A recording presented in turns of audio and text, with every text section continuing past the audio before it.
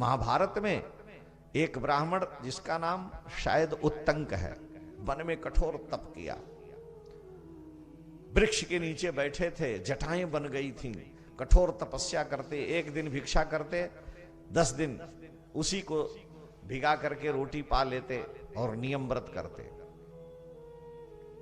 बहुत दिन हो गया, एक दिन बैठे तो थे, एक गिरधरी, एक गीध आ करके बैठा उस पेड़ के ऊपर, उसने गंदा कर दिया, तो उनके जटे में ही आके गीध का मल जो है गिर गया।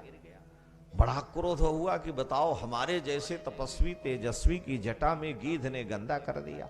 आंख उठा के ऊपर देखे तो गीध जल के भस्म हो गया, नीचे गिर गया। अब तो इनको लगा कि हम बड़े सिद्ध हैं। तो ये जब भिक्षा करने गए तो एक दिन एक दरवाजे पर आवाज लगाई, भिक्षाम देहि भवति।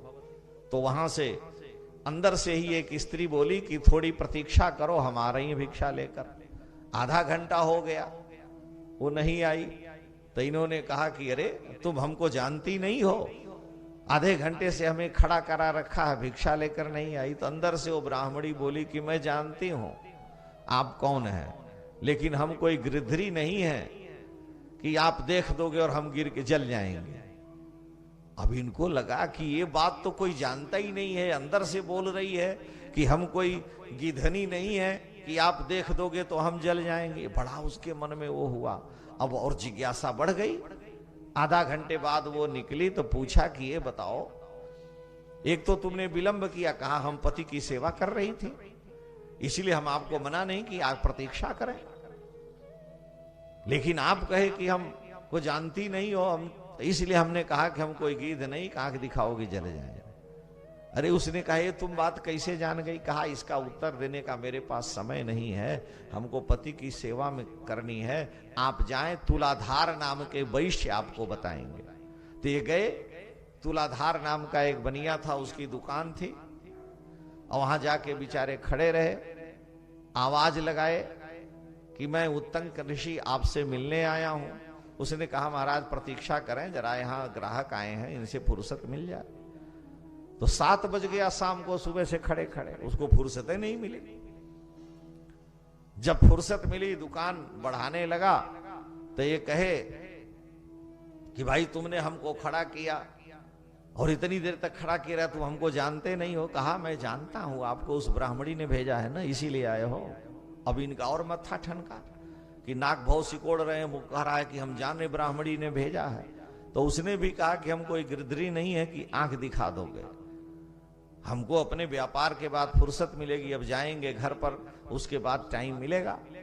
अगर आपको शीघ्रता है तो यहीं धर्मव्याध रहते हैं, धर्मव्याध के पास जाओ, वो आपका समाधान करेंगे। तो बेचारे धर्मव्याध के यहां गए।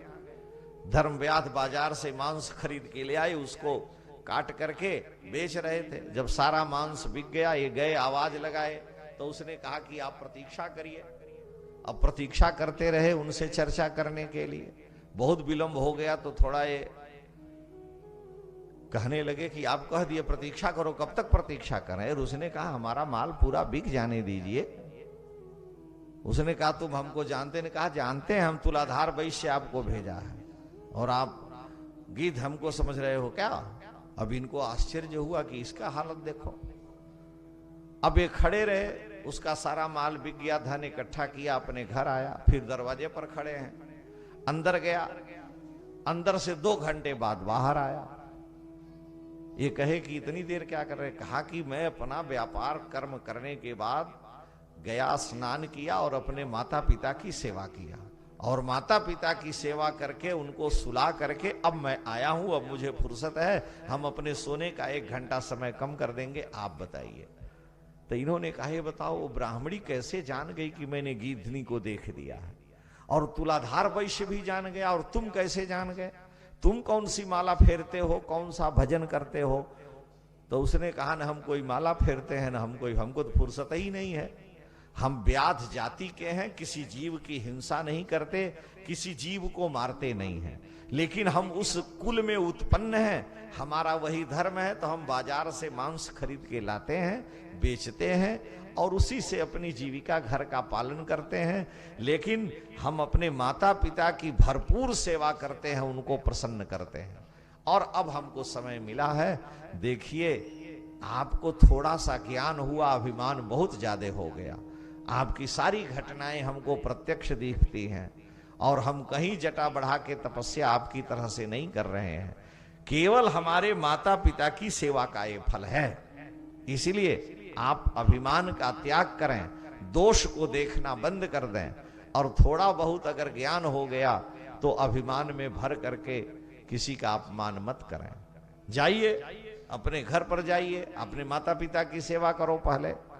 अब जब ये कहा तो इस शर्म के मारे बेचारे लौट के आए। तो यहां कहने का मतलब ये है कि मांस ला करके बेचने के बाद भी वो धर्मव्याध मांसाहारी नहीं है, वो उस कुल में उत्पन्न है, अपनी वृत्ति करता है। तो कोई अपने धर्म के अनुसार व्यापार कर्म कर रहा है तो इससे उसको दोषी नहीं कहा जा सकता।